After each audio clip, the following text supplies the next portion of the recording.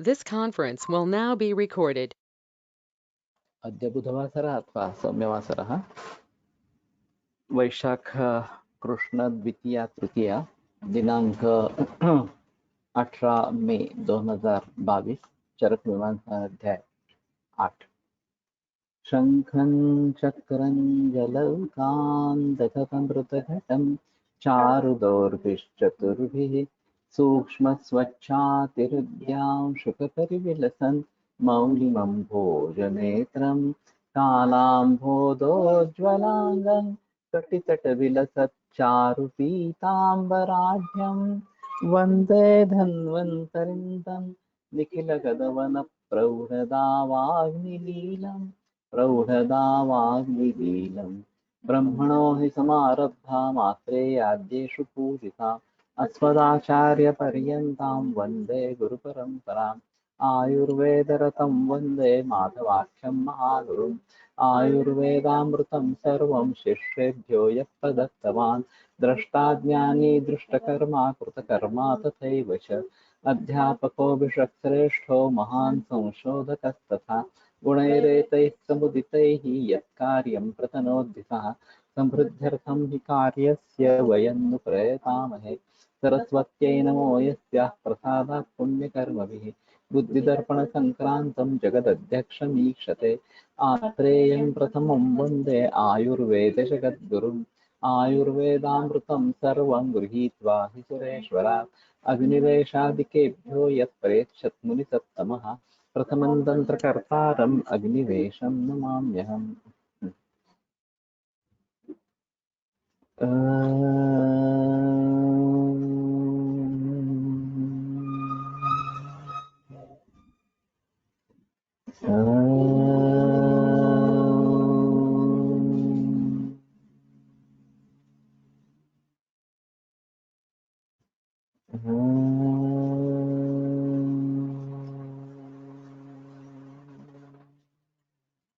ओम शांति शांति शांति।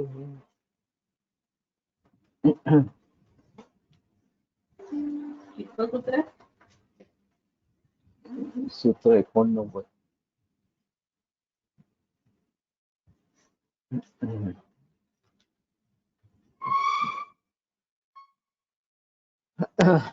वातमूत्र पुरुष रतसां मुक्ति सर्वाकारयन् मनोबुद्धिन्द्रियाणां च अव्यापत्तिरिति। तो इन सभी भावों में अव्यापत्ति सर्वाकारय मनोबुद्धि इंद्रियाणाम इस प्रकार की बात बताई गई। तो मेरा सुझाव है कि इन सूत्रों को कार्यम धातु से शुरुआत है।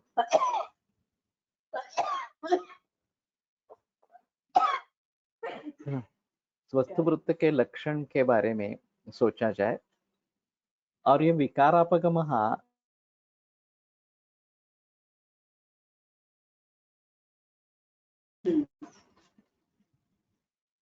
तो केवल विकार दुरुस्त होने पर ही नहीं, लेकिन इसको थोड़ा परिवर्तित करके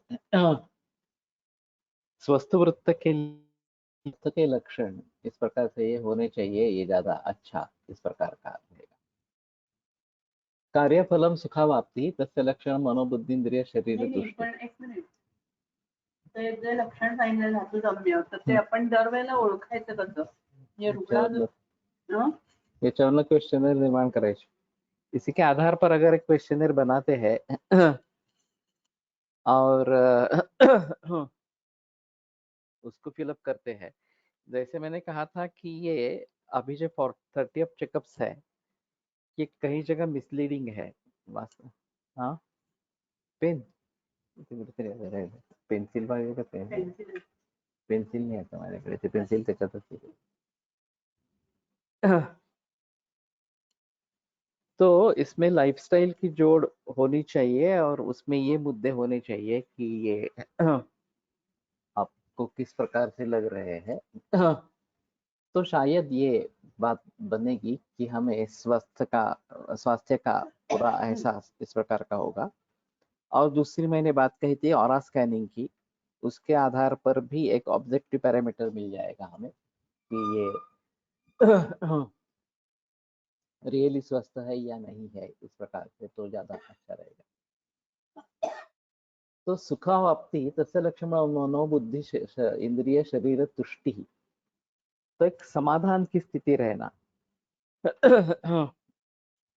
कि मन बुद्धि इंद्रिय और शरीर इन सभी का समाधान इस प्रकार से।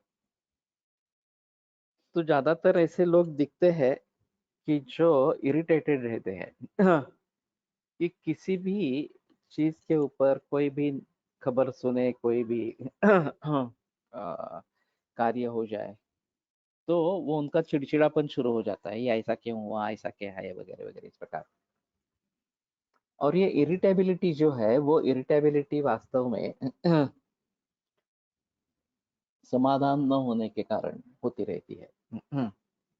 तो किसी भी चीज में उनका समाधान नहीं होता और फिर उसमें से दुख लेते रहते हैं। तो ये बात नहीं होनी है, जो भी परिस्थिति है उसको तो एक्सेप्ट करना ही है, उसको उसके बगैर उसका कोई चारा ही नहीं है। क्योंकि हम परिस्थिति को बदलने के बारे में सोच सकते हैं, लेकिन फिलहाल जो परिस्थिति है उसको तो वैसे ही एक्सेप्ट करना बहुत जरूरी है। आगे चलकर उसमें सुधार कैसे लाएंगे, क्या कर सकेंगे, ये इसके बारे में सोच सकते हैं। और फिर जो भी कार्य हम कर रहे हैं उससे मुझे समाधान होना बहुत जरूरी है, मेरा संतोष होना ये बहुत जरूरी इस प्रकार है। और केवल मन से ही नहीं, केवल बुद्धि से ही नहीं, मन बुद्धि दोनों का समाधान। एक आगे मनोबुद्धि समाधानम अर्थ तत्व परीक्षणम, ये शादी स्थान पहले अध्याय में बताया गया कि मन और बुद्धि दोनों का समाधान होना। कभी कभी ऐसा होता है कि लॉजिकली बुद्धि को समाधान होता है लेकिन मन संतुष्ट नहीं रहता, और कभी मन संतुष्ट होता है तो लॉजिकली बराबर नहीं होता। और इंद्रियों की भी तुष्टि होनी चाहिए। ऑफ कोर्स ये बात होना है, ये बात होनी है कि उसमें बह नहीं जाएंगे हम इंद्रियों के विषयों के लालच के बारे में। और शरीर की भी तुष्टि समाधान इस प्रकार की होनी जरूरी है। तो ये कार्य फल है। आरोग्य अगर प्राप्त होगा तो ये जरूर मिलेंगे, आरोग्य नहीं है तो ये नहीं रहेंगे, और ये नहीं रहेंगे तो समझ लेना है कि आरोग्य ठीक नहीं है, आरोग्य में कुछ सुधार लाने की जरूरत इस प्रकार की है। तो ये एक बात हो सकती है उसको समझने के लिए। अनुबंधस्तु खलु आयु तस्य लक्षण प्राणी सह संयोग।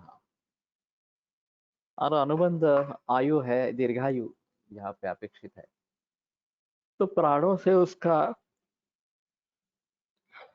संयोग होते रहना, ये अनुबंध या आयुष कहा जाता है। या अनुबंध के रूप में, दीर्घ काल के रूप में हमें रहता है। हे मधनं नाही वाचत का तुम्ही? काय टीका?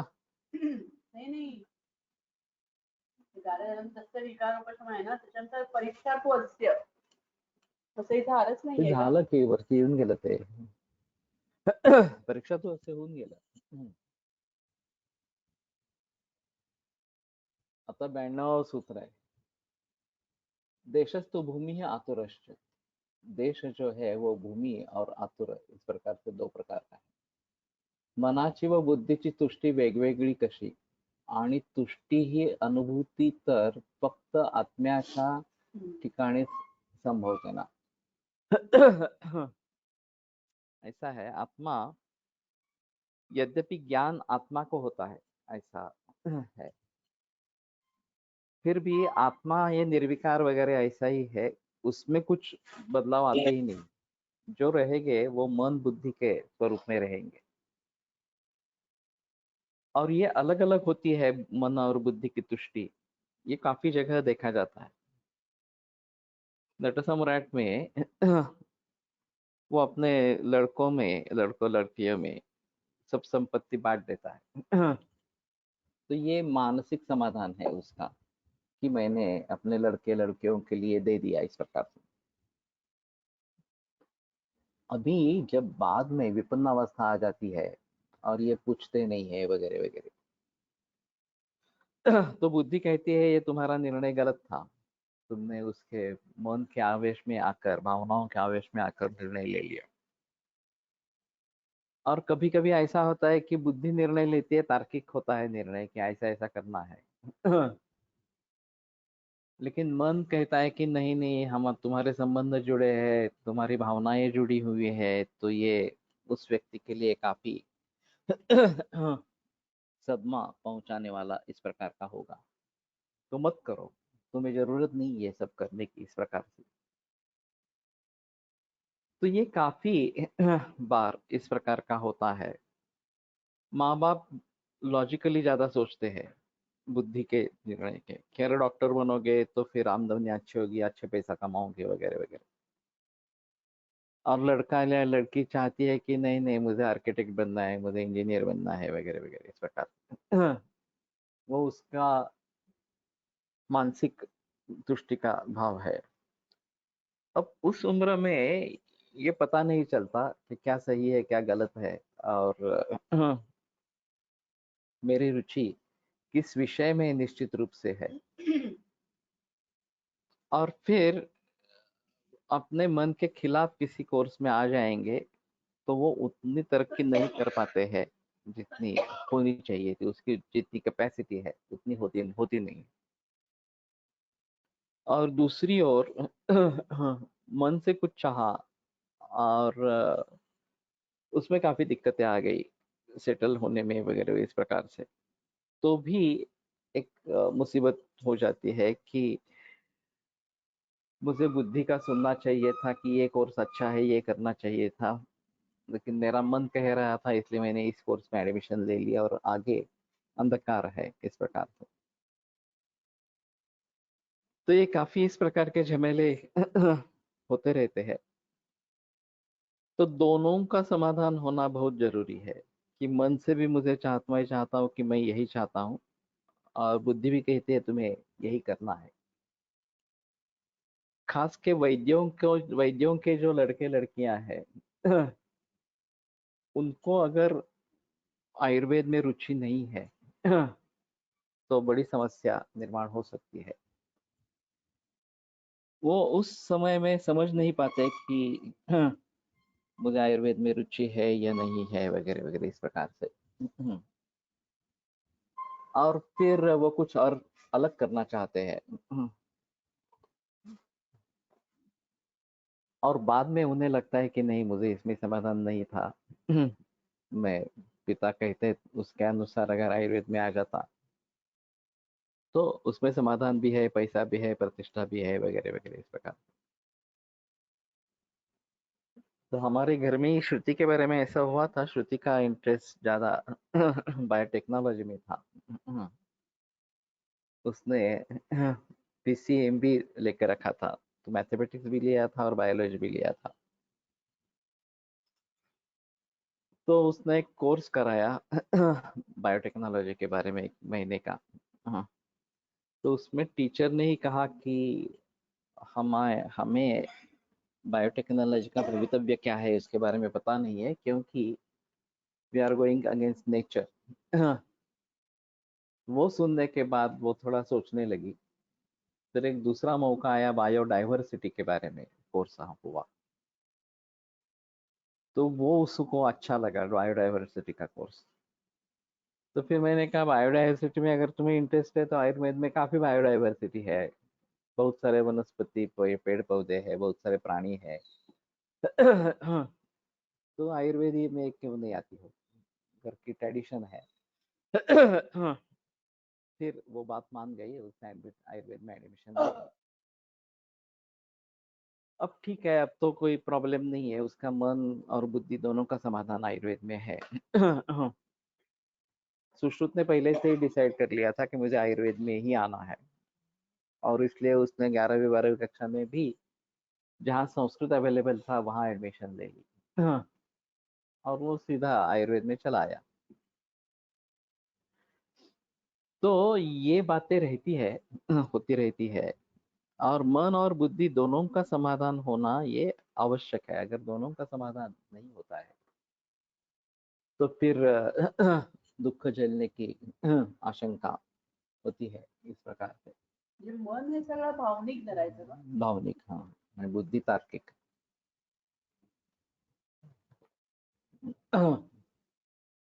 देशस्तु भूमि आतुरश्च, देश दो प्रकार का, भूमि और आतुर। तत्र भूमि परीक्षा आतुर परिज्ञान हेतुर्वा स्यात् औषध परिज्ञान हेतुर्वा। भूमि की परीक्षा जो है वो आतुर ज्ञान के बारे में उस कारण के लिए या औषध परिज्ञान हेतुर्वा। तत्र तावदीयम आतुर परिज्ञान हेतु हो, तो ये जो हम बता रहे हैं वो आतुर परिज्ञान के लिए। तो यथा अयम कस्मिन् भूमि देशे जातः समृद्धः व्याधितो वा। ये किस देश में, भूमि देश में निर्माण हुआ, उसकी वृद्धि वहां पे हुई, बढ़ गया, और व्याधितो वा, और रोग भी हुआ उस देश में हुआ। तस्मिंश्च भूमि देशे मनुष्याणाम इदम आहार जातम, इदम विहार जातम, इदम आचार जातम। उस भूमि में मन लोगों का ये आहार जाता है, विहार जाता है, ये आचार जात इस प्रकार का है। एतावच्च बलम, इस प्रकार का बल है। एवं विधं च सत्वम, एवं विधम सत्वम, तो देश के ऊपर भी सत्व निर्भर है, ये भी एक अहम मुद्दा है। एवं विधम सात्म्यम, ये चीजें साथ में है। एवं विधो दोषः, इस प्रकार का दोष उस भूमि में पाया जाता है। भक्ति ही यम, दोष का यहाँ मतलब वात पित्त कफ के बारे में, अनुप से है तो कफ दोष वगैरह। भक्ति ही यम, इनकी रुचि इसमें रहती है। इमे व्याधया, ये रोग निर्माण होते हैं। हितम इदम, ये हित है, अहितम इदम इति प्रायोग्रहणेन, और ये अहित है इस प्रकार से प्रायशः जो बातें हैं उन सभी के बारे में सोचना है। मैंने जब पीएचडी पूरा किया था और मैं तिलक महाराष्ट्र विद्यापीठ में कोर्स के प्रोजेक्ट में था, तो वहाँ यूजीसी की एक स्कीम होती है, पोस्ट डॉक्टरल रिसर्च फेलोशिप, इस प्रकार से 3 महीने का कोर्स होता है, और किसी एक यूनिवर्सिटी में जाकर आप फेलोशिप कर सकते हैं इस प्रकार से। तो मैंने काफी यूनिवर्सिटीज में खत भेजे थे विदेशों में। तो एक साउथ अफ्रीका की कोई एक यूनिवर्सिटी, उनसे मुझे रिप्लाई आ गया कि आप यहाँ पे आकर रिसर्च कर सकते हैं। उसमें ऐसा होता है कि आप फैकल्टी मेंबर होना आपको जरूरी है, और ज़्यादा से ज़्यादा 5 फैकल्टी मेंबर्स विभिन्न विषयों में आप भेज सकते हैं, एक यूनिवर्सिटी भेज सकती है। आने जाने का, रहने का पूरा खर्चा यूजीसी देती है। और सिर्फ वहाँ जिस यूनिवर्सिटी में आपको करना है, कॉमनवेल्थ यूनिवर्सिटी करके एक संगठन है यूनिवर्सिटीज का,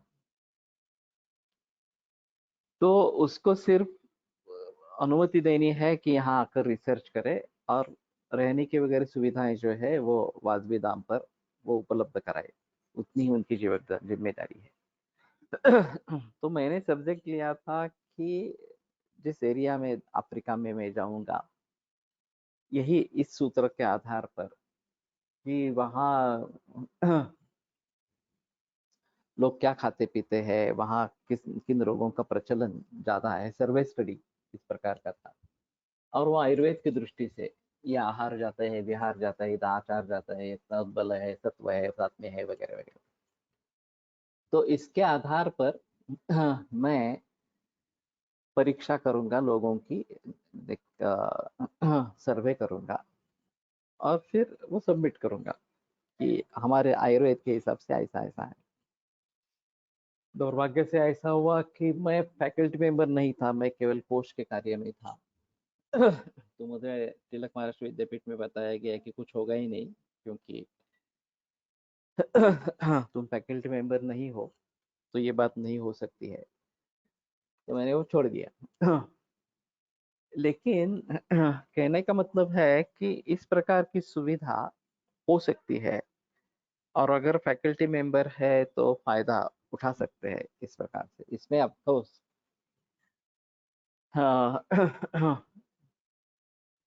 काफी दिक्कतें होती है, ऑब्स्टेकल्स काफी होते हैं, और मत्सर करने वाले भी लोग होते हैं कि अरे इसको संधि मिल रही है इस प्रकार से, वगैरह वगैरह। लेकिन अगर हो जाता तो आयुर्वेद की दृष्टि से एक अच्छा काम इस प्रकार का हो पाता। अभी भी कभी भी किसी को अगर मौका मिले तो इस प्रकार से संशोधन होना जरूरी है। खास करके हम जहाँ पे प्रैक्टिस कर रहे हैं वहाँ के बारे में हमें पता होना चाहिए कि क्या खाते हैं, कैसा व्यवहार होता है, क्या आचार किस प्रकार का है, आचरण किस प्रकार का है, और कौन से व्याधि प्रायः होने की संभावना वगैरह वगैरह होती है।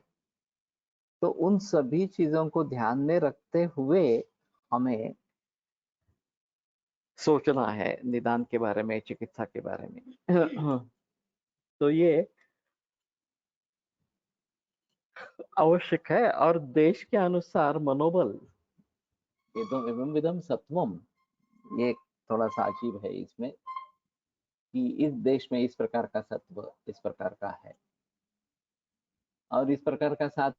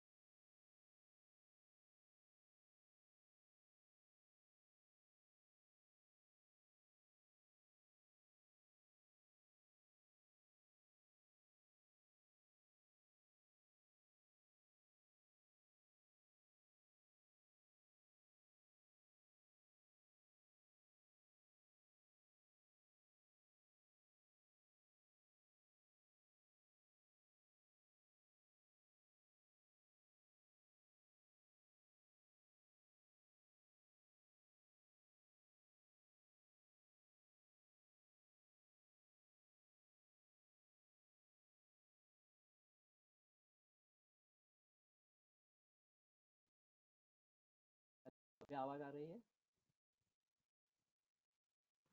सर आवाज नहीं आ रही है। हम्म, हेलो हेलो। हाँ, सर, आवाज नहीं आ रही है आपकी।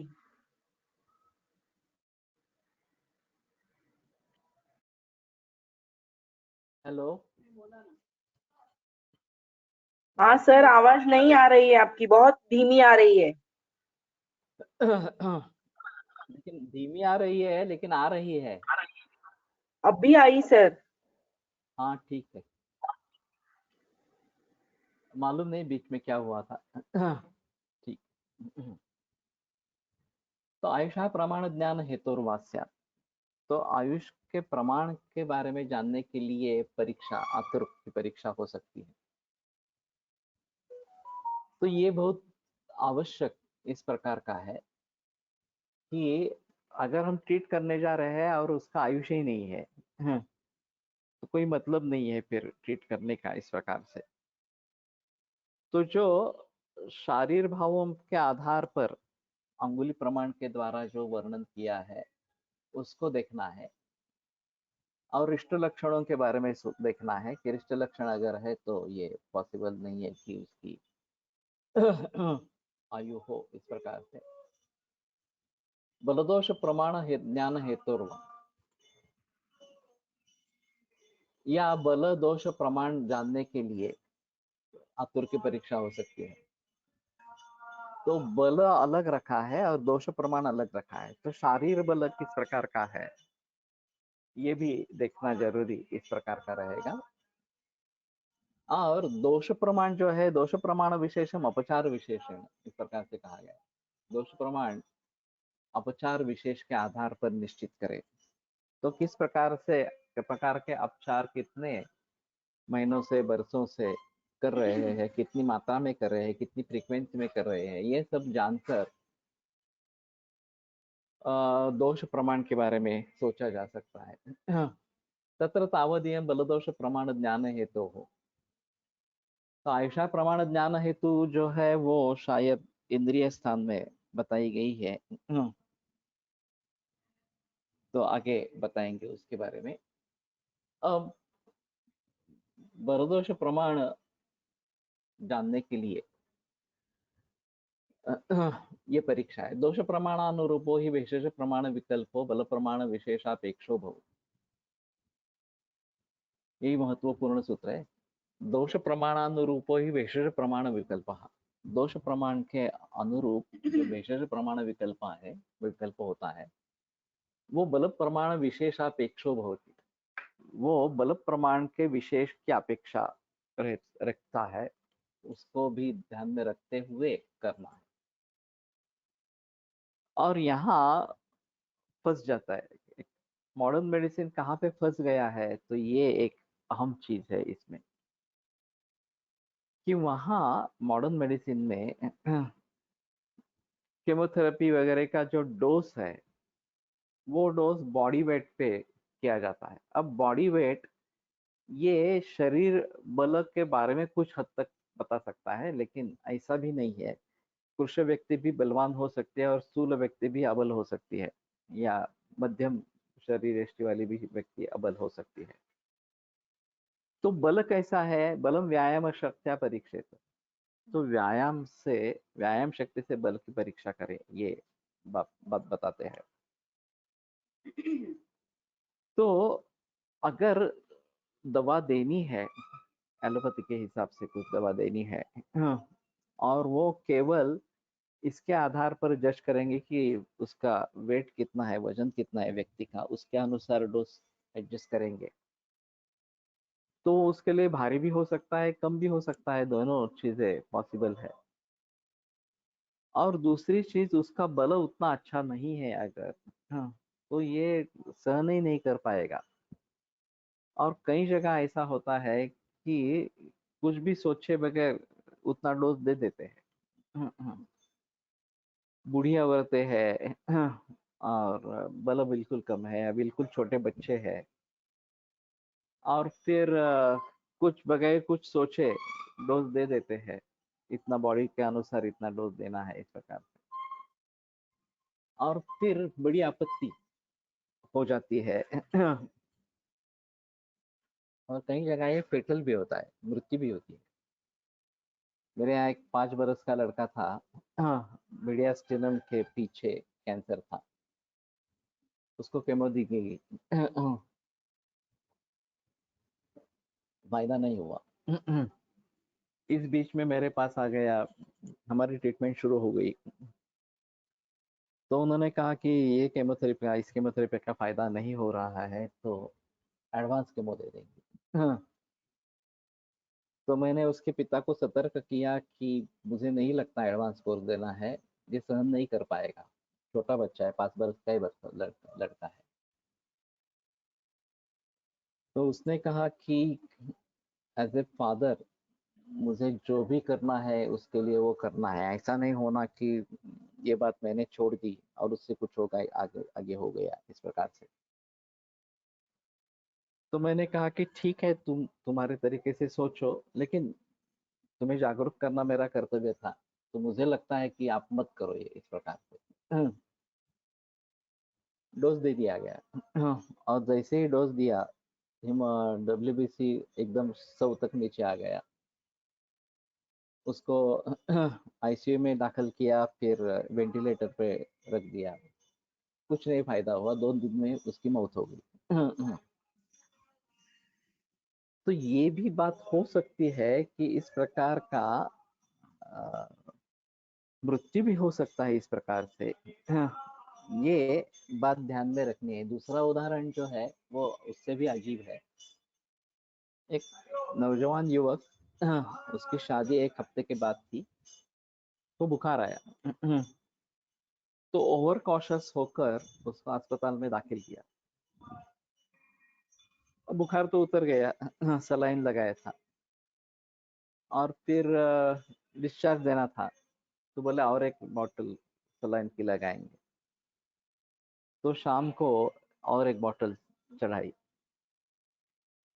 और फिर डिस्चार्ज देना है, जल्दी जाना है करके वो स्पीड अप कर दी। तो राइगर्स आने लगे। तो एंटीहिस्टामिन की दवा दी गई इंजेक्टेबल फॉर्म में, उसकी रिएक्शन आ गई और उसकी मौत हो गई। अब ये तो कुछ करने ही नहीं था, करना ही नहीं था। बुखार था तो अस्पताल में दाखिल होने की भी जरूरत नहीं थी, ये इस प्रकार के सलाइन फांस देने की भी जरूरत नहीं थी, सलाइन देने की भी जरूरत नहीं थी वैसे भी। लेकिन इस प्रकार से हादसा हो सकता है, ये किसी ने सोचा भी नहीं था।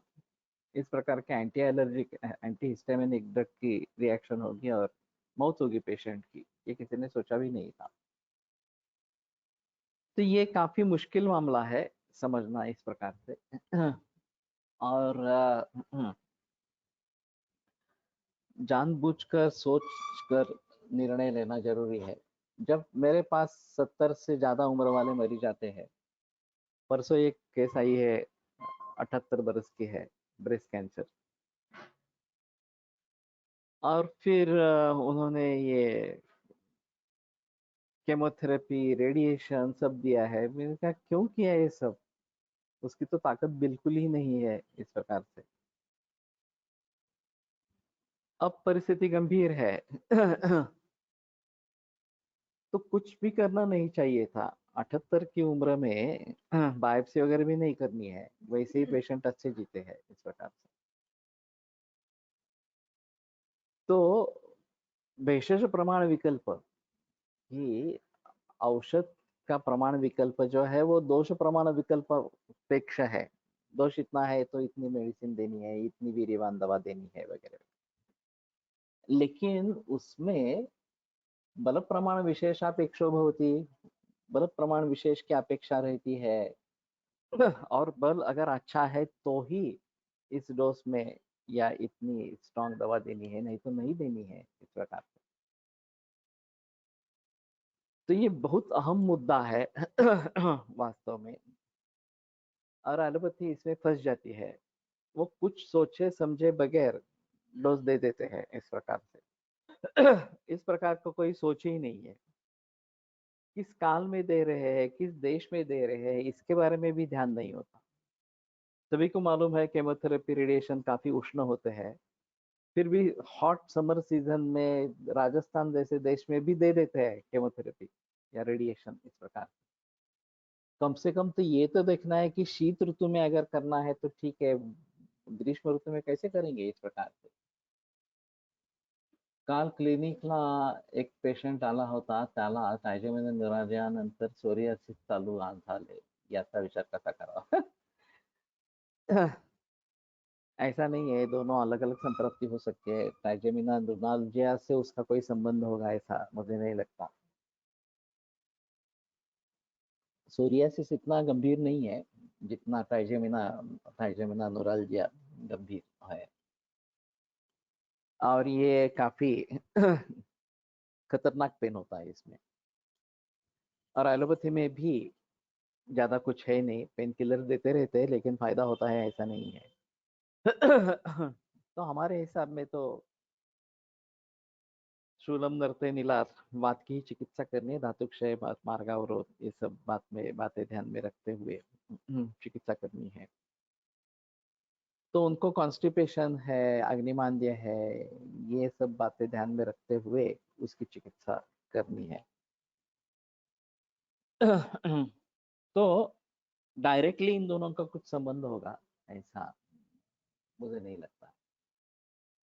तो बल के अनुसार चिकित्सा क्या करनी है ये सोचना है,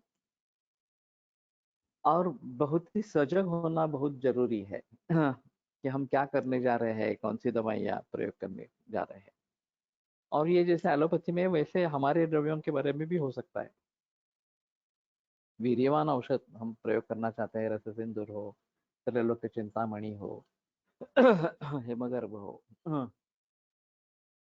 और वो वीर्य सहन करने की ताकत अगर मरीज में नहीं है तो बहुत छोटे छोटे डोज में ही शुरुआत करनी है, धीरे धीरे बढ़ाना है इस प्रकार से। परिणाम देखना है किस प्रकार से है, और फिर जो औषध देना है वो देना है नहीं देना है वगैरह इसके बारे में सोचना है।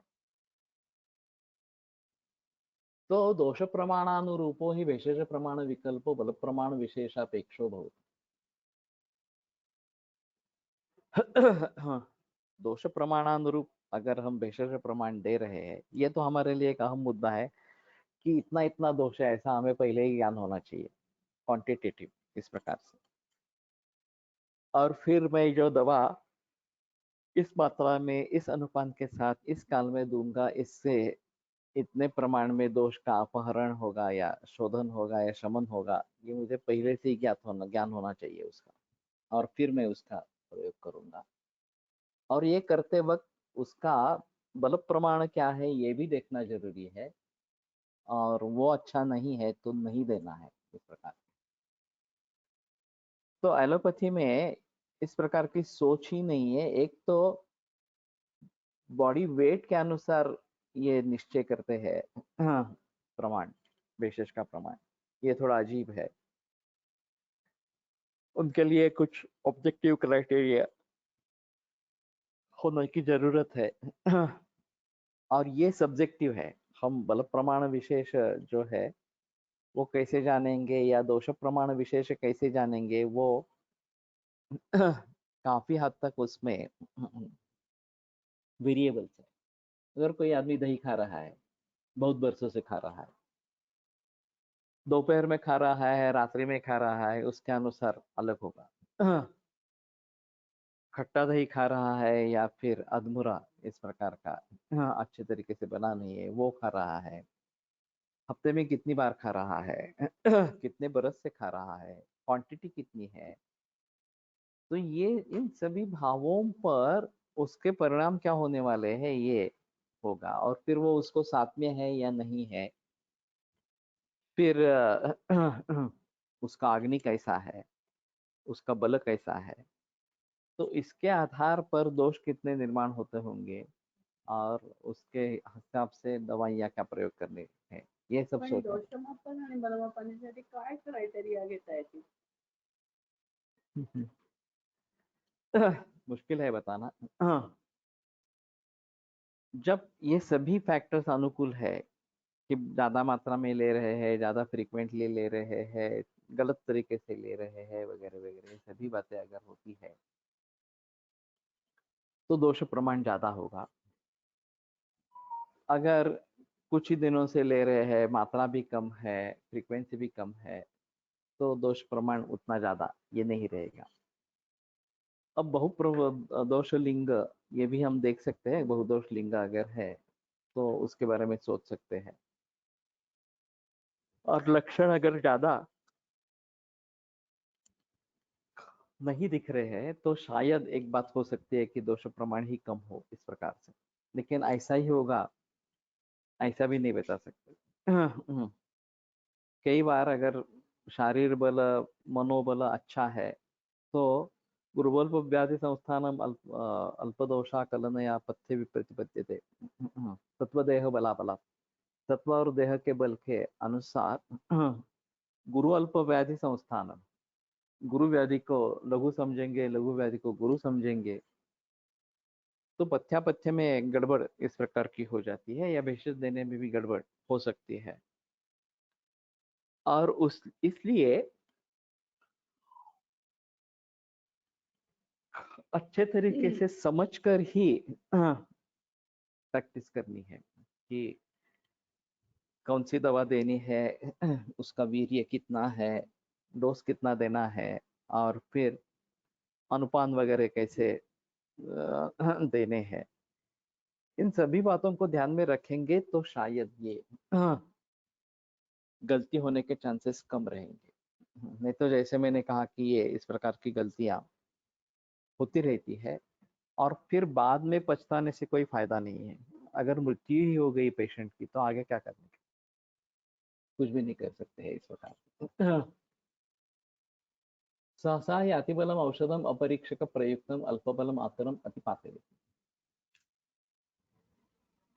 तो अतिबलम औषधम, अति बलवान इस प्रकार का औषध, अपरीक्षक प्रयुक्तम जिसने परीक्षा किए बिना ही उसका प्रयोग किया है, अल्पबल मातरम सहसा अतिपाते, अल्पबल रुग्ण को अचानक गिरा देता है पूरी तरीके से। तो जैसे मैंने ये फेटल केसेस बताए उस प्रकार से बात होती है। ये पेनिसिलिन के बारे में ये काफी शुरू में पेनिसिलिन का बहुत प्रचलन हुआ, फिर पेनिसिलिन को रिएक्शंस आने लगे। फिर लोग भयभीत होने लगे और उसका प्रचलन कम हो गया इस प्रकार से। यहाँ ठाणे में अशोक परांजपे के पिता वो एलोपैथी की जीपी करते थे और उनकी पत्नी मामा गोखले की शिष्या थी, वो आयुर्वेद करती थी। तो उनकी काफी रोलिंग प्रैक्टिस थी, 25-30 इंजेक्शन हर रोज लगते थे लोगों को जीपी के। तो एक पेशेंट को उन्होंने पेनिसिलिन दे दिया और उसकी रिएक्शन आ गई। तो उन्हें जो मालूम था ज्ञान, उसके जरिए उन्होंने काफी कोशिश की उसको बचाने की, लेकिन ऐसी स्थिति आ गई कि अब बचने वाला नहीं है, मरने वाला है। तो फिर उनके पत्नी ने आयुर्वेद दवाइयाँ दे दी और वो बच गया मरीज। तो ये अच्छा रहा कि मरीज तो बच गया, लेकिन वैद्य ने, उसके पति ने ये बात समझ ली और एलोपैथी की पूरी प्रैक्टिस छोड़कर आयुर्वेद में आ गए। फिर आगे उन्होंने केवल आयुर्वेद की प्रैक्टिस की और उसमें भी अच्छा खासा नाम कमाया। ये अलग इस प्रकार की बात है। तो इस प्रकार के अगर मरीज होते हैं तो उसके बारे में सोचना पड़ेगा। शंकर सिंह गिरा से एक काफी बड़ा नाम पंचकर्म के बारे में है, अभी तो नहीं रहे। तो शेंडे शास्त्री ने उनको सवाल पूछा कि आप पंचकर्म में कैसे आ गए। उन्होंने जो जवाब दिया वो काफी अजीब है। तो बोले कि ये डीएसएससी या डीएसएफ, उस समय की जो डिग्री थी वो ले ली और कुछ भी पता नहीं था, आयुर्वेद भी मालूम था नहीं था, एलोपैथी भी मालूम नहीं थी।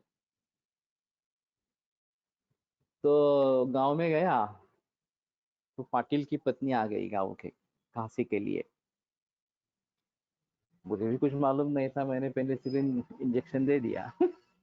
रिएक्शन आ गई,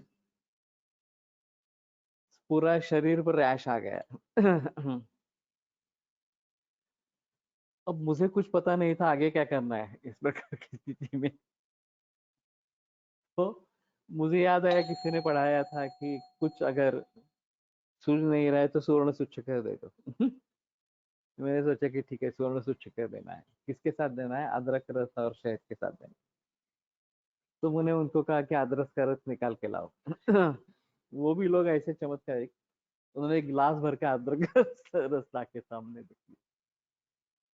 तो मैंने, मेरे पास सुवर्ण सूचकर था तो मैंने वो उसमें घी डाली और थोड़ा शहद डाला और उनको पिला दिया। और फिर इतनी जबरदस्त उल्टी हुई कि सब वो कफ पित्त अदरक का रस सब बाहर निकल आया। और रैश भी चला गया, खांसी भी चली गई। और लोग भी बड़े खुश हो गए, अरे क्या वैद्य है, इंजेक्शन क्या दिया। फिर दवा क्या दी, उल्टी क्या हो गई और वैसे ठीक कैसे हो गया, वगैरह वगैरह। तो फिर उन्होंने सोचा कि ये काकतालीन न्याय ठीक नहीं है, मुझे अच्छी तरीके से आयुर्वेद की प्रैक्टिस करनी है। तो फिर पंचकर्म में उन्होंने काफी तरक्की की और पंचकर्म में प्रैक्टिस अच्छी म्हणजे की। ॲलर्जीच्या याला असा अर्थ होतो का की दोषसंचय प्रमाण भरपूर आहे, हम्म, त्यांनाच ते ॲलर्जन म्हणजे जास्त त्रास देतात का? ऐसा है ना। अभी जब एलर्जी हो जाती है किसी ड्रग की, किसी चीज की वगैरह इस प्रकार से, तो दोष प्रमाण विशेष उसमें होता ही है, क्योंकि बहुत सारे दिनों से अपथ्य सेवन चलता आ रहा था। मेरी जो मुलाकात हुई है एलर्जी एंड आयुर्वेद अमेरिका में, वो काफी दिलचस्प मुलाकात रही। और काफी फेमस रही। उसमें ऐसा होता है कि उत्पादक हेतु और व्यंजक हेतु ये एक अलग अलग है। एलर्जी में ज्यादा महत्व दिया जाता है वो व्यंजक हेतु को दिया जाता है। धूली का संपर्क आ गया और फिर ये तमक श्वास हो गया, सेंट स्प्रे का प्रयोग हुआ, तमक श्वास हो गया, इस प्रकार से, या एलर्जिक अर्टिकेरिया हो गया। तो जिस वस्तु का संपर्क हुआ उसी के बारे में सोचा जाता है। लेकिन उसके पीछे ये दोष संचय निर्माण करने वाले अनेक हेतु होते हैं और उनके तरफ हमने ध्यान नहीं दिया जो उत्पादक हेतु है। विरुद्धान्न है, कल ही कैंसर की केस थी, बरसों से शिकरण खा रहे हैं हर रोज और दूध के साथ ये रोटी और दाल सब्जी ऐसे सब ले रहे हैं बरसों से इस प्रकार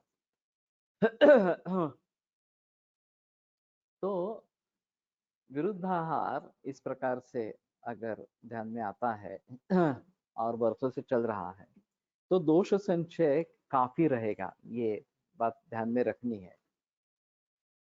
और फिर थोड़ा भी कारण मिलेगा तो वो फ्लेयर अप हो सकता है और फिर भी लोग उसके बारे में सजग नहीं रहते हैं इस प्रकार का। मेरा एक रिश्ते में डॉक्टर है, एलोपैथी का डॉक्टर है, उसको मालूम है कि उसको झींगे की एलर्जी है फिर भी कोकण में कहीं गया था और खाए झींगे वहां पे जाके शेयर कर सकते हैं, एलर्जी का लेक्चर तो है, अभी यूट्यूब लिंक है उसकी हाँ, तो पूरे बदन में इस प्रकार का रैश आ गया, ब्रेथलेसनेस हो गया हाँ, तो दौड़ते हुए किसी डॉक्टर के पास गया और उसको कहा मुझे अभी तुरंत डेक्सा दे दो तो डॉक्टर पूछने लगा तुम कौन होते हो मुझे डेक्सा दे दो कहने वाले।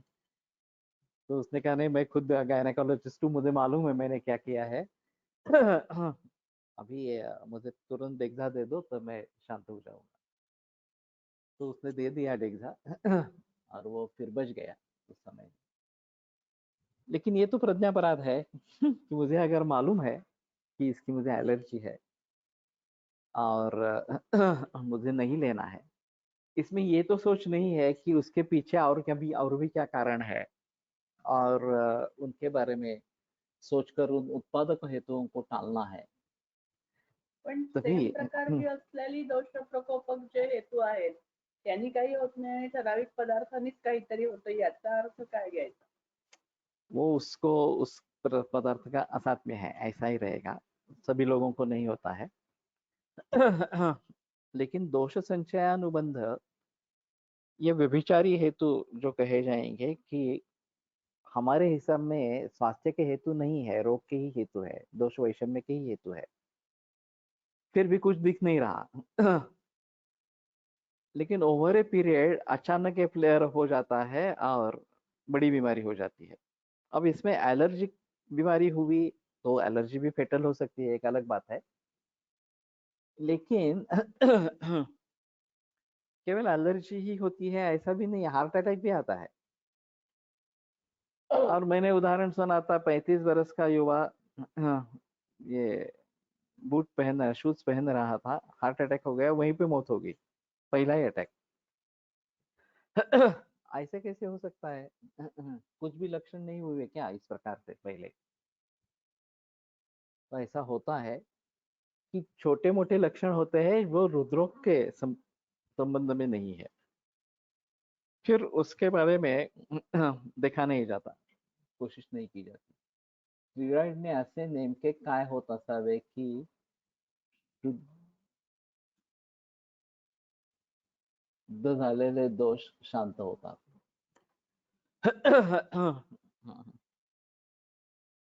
ये अभी ऐसा है, जो एलोपैथी में सिम्टोमेटिक रिलीफ का तंत्र डेवलप हुआ, इसमें एक स्टेरॉइड्स का रोल है।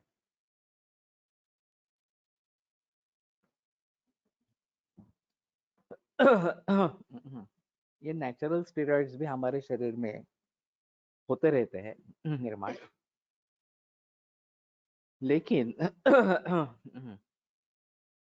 जब इम्यूनिटी डाउन हो जाती है और शरीर में स्टेरॉइड्स का निर्माण होना एकदम कम हो जाता है, बंद हो जाता है, तो स्टेरॉइड डिपेंडेंसी आ जाती है कि एलोपैथी में फिर बाहर से स्टेरॉइड्स देंगे तो तुरंत फायदा होता है, तुरंत रिलीफ मिलता है, फिर उसकी आदत बन जाती है और वो स्टेरॉइड डिपेंडेंट बन जाता है। और ये काफी मरीज सोरियासिस के हो, तमकश्वास के हो, एलर्जिक अर्टिकरिया के हो या और कुछ हो, इस प्रकार से देखे देता है दाते हैं कि इनमें स्टेरॉइड देने से तुरंत फायदा इस प्रकार का होता है।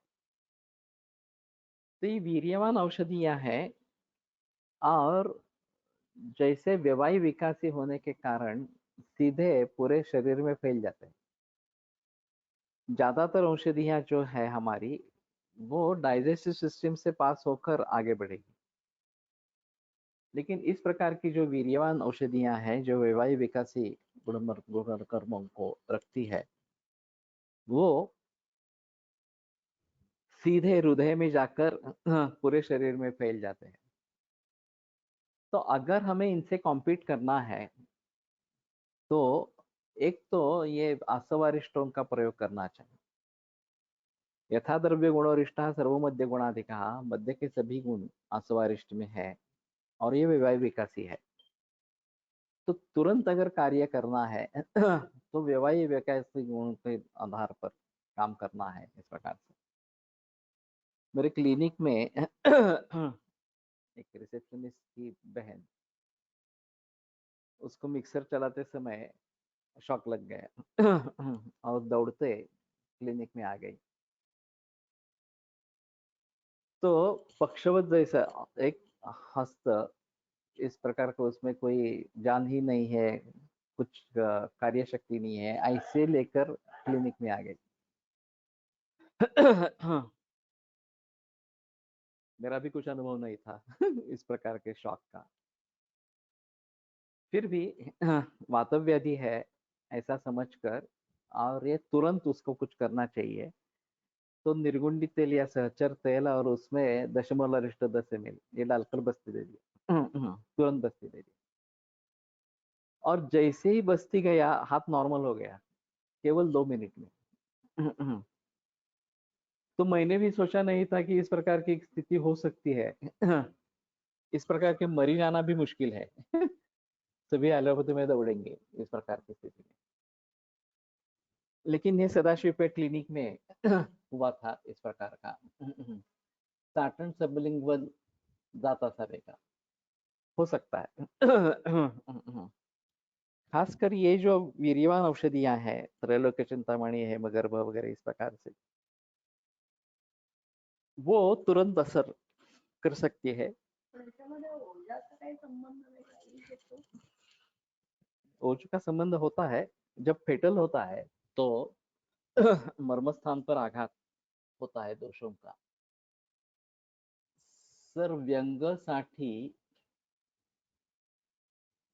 अष्टांग हृदय उत्तर मध्ये आलेला जो लेप आहे ते किती दिवस वापरावेत तिथे कालावधी वर्णन नाही, मग किती दिवस वापरू द्यावा। तो टोटली आउट ऑफ सब्जेक्ट विषय पूछा है सवाल इस प्रकार से। तो जब तक ये व्यंग्य चला नहीं जाता तब तक करना है। और अशुष्क से स्थितिस्तस्य शुष्को दूषयति छविम, ये तो ध्यान में रखना है कि सूख जाने के बाद या सूखने लगा तभी निकाल देना है।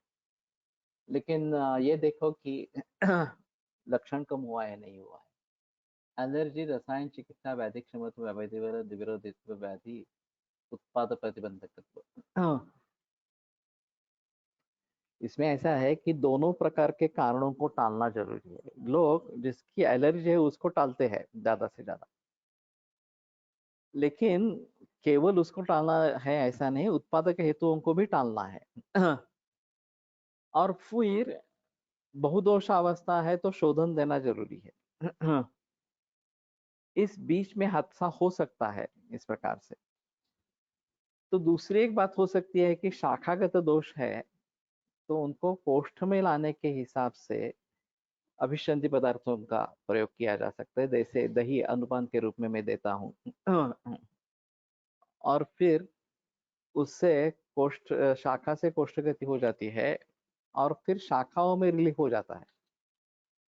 कोष्ठ में पित्त आएगा तो विदाह निर्माण करेगा, तो फिर उसकी ट्रीटमेंट करना थोड़ा सा आसान इस प्रकार का है। या उसके साथ में कामदुगा वगैरह दे देते हैं तो पोस्ट में आने पर भी तकलीफ इस प्रकार की नहीं होगी। एक गोशन तांबे की केस मैंने काफी पहले बताई थी, एक बार फिर से दोहराते हैं। वो ऐसे ही डीएसएस से होने के बाद कोकण में उनके गांव में चले गए। अब गांव के लोगों के लिए ये बड़ा अच्छा मौका था कि कोई डॉक्टर आया है गांव में, पढ़ा लिखा डॉक्टर आया है। तो पहली केस आ गई पेनिसिलिन रिएक्शन की। इनके पास तो कुछ दवाइयां नहीं थी। अब आगे सोचने जा रहे थे कि आगे कैसे करना है, क्या करना है, कहाँ प्रैक्टिस करनी है वगैरह। तो पहला मरीज है तो उसको छोड़ना भी बराबर नहीं है। और रिएक्शन थी वो पूरे बदन पे रैश आ गया था इस प्रकार से। अब ये सोचने लगे कि मुझे मरीज तो छोड़ना नहीं है, मेरे पास दवाइयां तो नहीं है, तो मैं क्या करूं। तो पहला विचार आया कि ये विष है पेनिसिलिन, ये विष का परिणाम है, तो विषग्न कुछ देना चाहिए। घर में विषग्न क्या है, तो उस जमाने में ये दाढ़ी बनाते समय स्फटिका का जो तुरटी एलम उसका प्रयोग होता था, तो वो घर में होती थी। और फिर उसकी शुद्धि आसान है, केवल गर्म करना, लाही बनाना उसकी। तो वो लाही बनाई और पाउडर कर ली। अब इन्होंने सोच लिया कि अब ये भीतर जाकर विषग्न कार्य करेगी। लेकिन ये कषाय रसात्मक है, स्रोत करने वाली है, तो वहां पे पहुंचेगी कैसे, वक्त तक पहुंचेगी कैसे। तो इसलिए उसमें सुखानुबंधी सूक्ष्म सुगंध और रोचनो मृदु ध्यान में रखते हुए अगरबत्ती की रक्षा डाली। कि ये सुखानुबंध इस प्रकार से करेगा और सूक्ष्म स्रोतोगामी होगा। अब ये सोच लिया कि ये तो जाएगी वहां पे, स्किन पे जाएगी, लेकिन फिर भी कषाय रस प्रधान है, तो पोस्ट में कैसे लाने का उसको। तो उसमें गुड़ डाल दिया और बाहर निकल जाए गुड़ से, सृष्टबिंड मूत्र मारुतः इस प्रकार का है, तो गुड़ अच्छा काम करेगा, ऐसा सोच लिया। फिर गुड़ में गुलिका बना के दे दी और वो पेशेंट ठीक हो गया। तो युक्ति प्रमाण का एक अजब नमूना है। विचार फार महत्वाचा आहे ना याच्यात. आहेत ना त्याचा आणि त्यांनी रिॲक्शन केली हे वेगळं आहे. हाँ। विचार केला तुम्ही? तो कहने का तात्पर्य अर्थ ये है कि जगत एवं अनौषधम न किंचित विद्यते द्रव्यम वशान नानार्थ योग। ये अनौषध कुछ भी नहीं है, सभी चीजें औषध ही है इस प्रकार से। तो योजक तत्र दुर्लभ, योजना करने वाला दुर्लभ इस प्रकार का होता है। तो अगर हमारे पास शास्त्र है, हमारे पास बुद्धि है, तो हम इस तरीके से काम कर सकते हैं और ये काफी अच्छा परिणाम दिखा सकता है। ठीक है, कल रत्न समुच्चय को लेकर आगे बढ़ेंगे।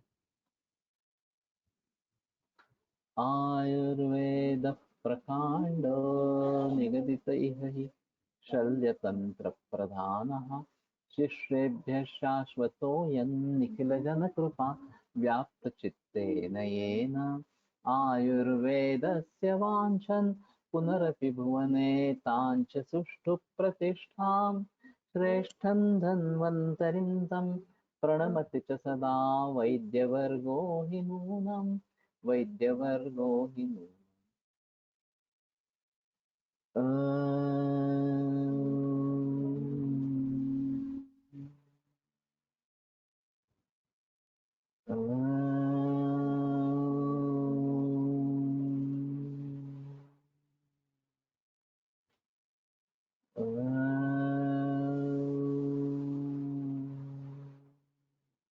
ओम शांति शांति शांति। विरम्यते व्याख्यान व्यापारात्। श्वः